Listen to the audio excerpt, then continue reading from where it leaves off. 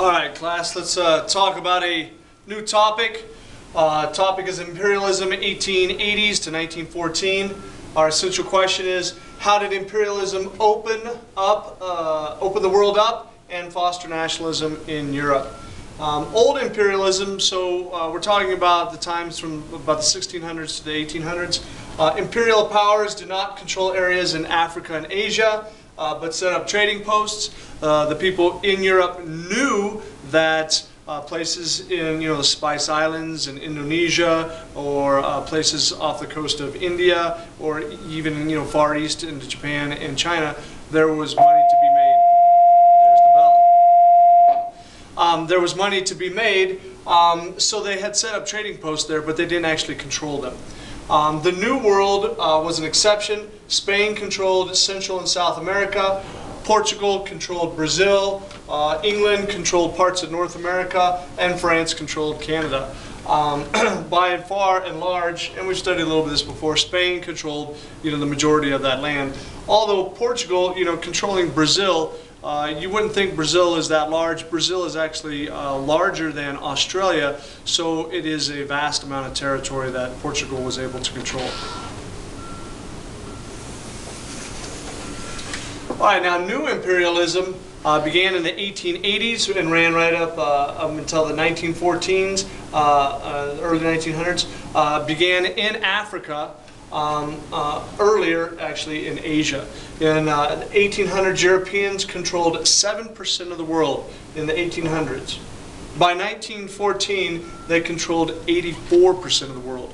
And this idea of imperialism is one of the ideas that would push countries to compete for land around the world, and then was one of the causes of World War I. Britain's control of Egypt was a model for new imperialism.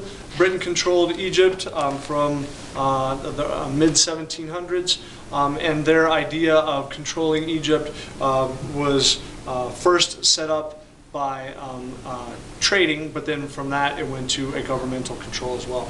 Imperialistic drive came from the search for new markets and new raw materials.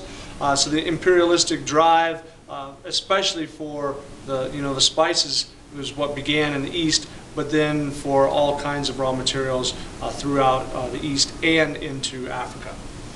Also during this time there was missionary work spreading Christianity, much more successful in sub-Saharan Africa than in Asia and North Africa. The idea of the missionary work, there was many people that considered it their duty to spread Christianity throughout the world, and they took it very seriously. So much so that if people didn't convert to Christianity in a lot of cases, they might torture them or kill them. So it wasn't always the best way of spreading Christianity. Dr. Livingstone was the first white man to do humanitarian work in South Central Africa. He was in South Central Africa, kind of got lost. They sent in another gentleman to try to hunt him down and find him. All ties had been cut off, and that is where the very famous line comes, Dr. Livingstone, I presume, and then they shake hands, and they had finally found him after he'd been doing humanitarian work in the jungle for years and years.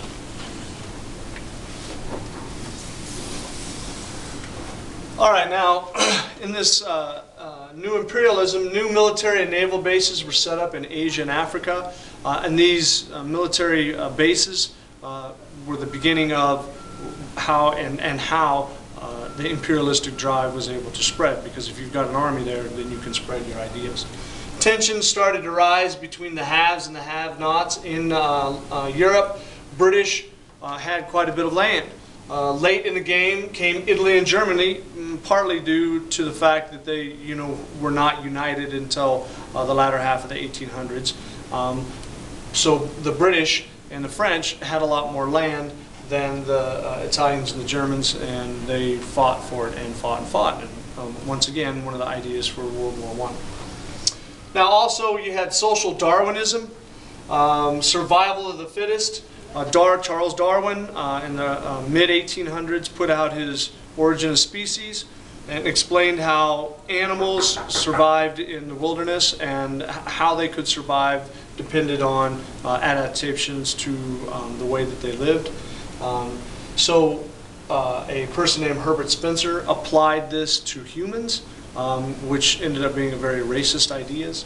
Rationalized the conquest of the weak countries by stronger, more civilized, especially by military force. The white man's burden was a term coined by Kipling, and it pertained to the racist, patronizing point of view that preached superior Westerners had an obligation to bring culture to the uncivilized world.